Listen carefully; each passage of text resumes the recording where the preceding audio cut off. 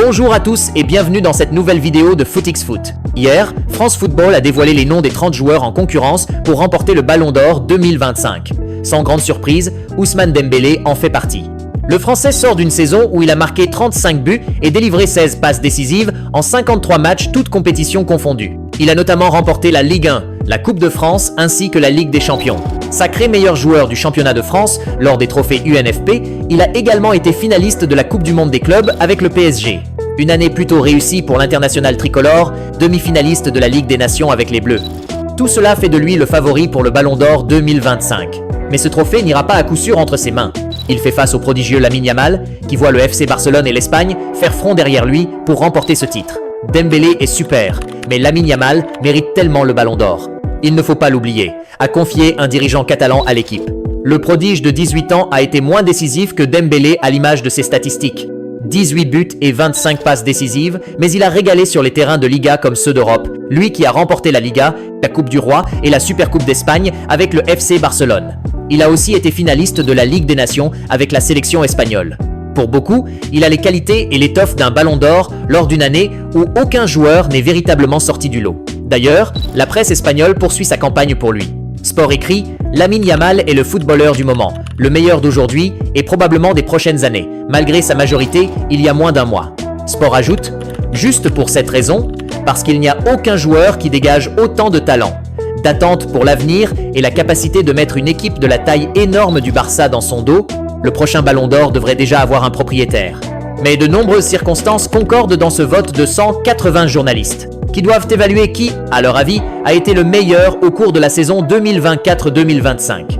Ousmane Dembélé est également très bon et a fait une campagne spectaculaire, remportant presque tout avec le Paris Saint-Germain, mais cette mauvaise finale de la Coupe du Monde des clubs contre un Chelsea très supérieur peut le pénaliser, en plus de perdre le duel particulier avec Lamine lors de la dernière Ligue des Nations. Le média espagnol poursuit. Le Blaugrana a marqué 2 buts pour l'Espagne lors du spectaculaire 5-4 à Stuttgart et le Français n'a pas vu le jour.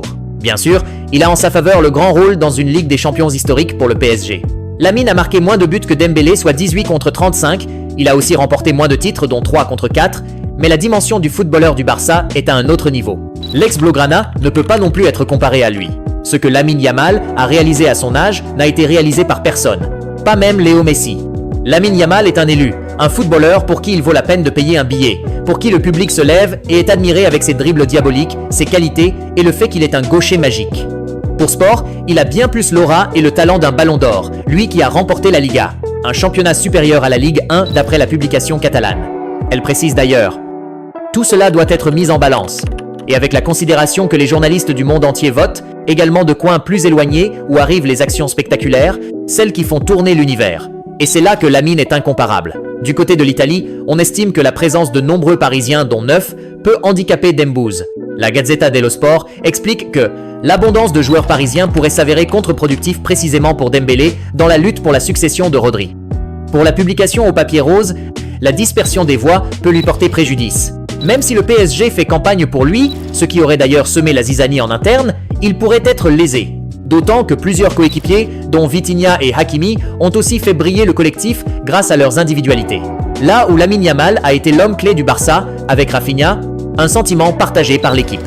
La montée en puissance de l'attaquant du PSG tout au long de la saison a été grandiose, conséquence des énormes progrès qu'il a subitement réalisés devant le but. Ses statistiques collent pile poil avec les critères individuels, il est un joueur spectaculaire et souriant, sans casserole, et c'est un atout. Surtout, il est le Parisien qui incarne le plus, aux yeux du monde, la domination de son équipe. Mais rien n'est fait pour l'ancien Rennais, qui risque une dispersion des suffrages à l'intérieur même de son club où 2 ou 3 de ses partenaires vont faire des voix. Rien n'est donc joué pour Ousmane Dembélé, qui attend de connaître le résultat définitif des votes le 22 septembre. Le 16 mars dernier, des banderoles insultant Adrien Rabiot et sa famille avaient été déployées dans la tribune Auteuil du Parc des Princes, lors du match de la 26e journée de Ligue 1 entre le PSG et l'OM. Le club de la capitale, où le milieu de terrain français a évolué entre 2012 et 2019 en professionnel, avait été sanctionné après les débordements survenus. Le milieu de terrain de 30 ans, joueur de l'OM depuis la saison dernière, est revenu sur cet épisode dans les colonnes de la Provence. « En tant que footballeur, je suis blindé », a-t-il assuré. « Cela fait un moment que je suis professionnel et j'en ai vu des choses. Mais quand ça touche la famille, ça fait mal de voir que nos proches sont affectés. On ne peut pas gérer l'émotion des gens qui sont autour de nous, ils ne devraient pas avoir à subir ça. C'est nous qui sommes sur le terrain, on peut ne pas aimer un joueur ou une équipe, mais de là à insulter de la sorte, je trouve ça petit. Adrien Rabiot a également évoqué et validé le mercato estival de l'OM qui comptabilise des renforts de poids comme Igor Paixão, Timothy Weah et Pierre-Emerick Aubameyang de retour à la commanderie après 1 an en Arabie Saoudite. Bien sûr, le club bosse bien, le recrutement est ciblé avec des joueurs à fort potentiel, avec des caractéristiques qui correspondent au jeu que le coach veut mettre en place, s'est réjoui l'ancien joueur du PSG et de la Juventus. Il faut aider les nouvelles recrues à entrer dans le groupe et faire en sorte qu'elles assimilent le plus vite possible ce que l'entraîneur veut sur le terrain. Mais les mecs sont arrivés et se sont mis au boulot. On voit qu'il y a de l'envie. Et techniquement, c'est très bon. Je suis content du très bon travail réalisé par le club.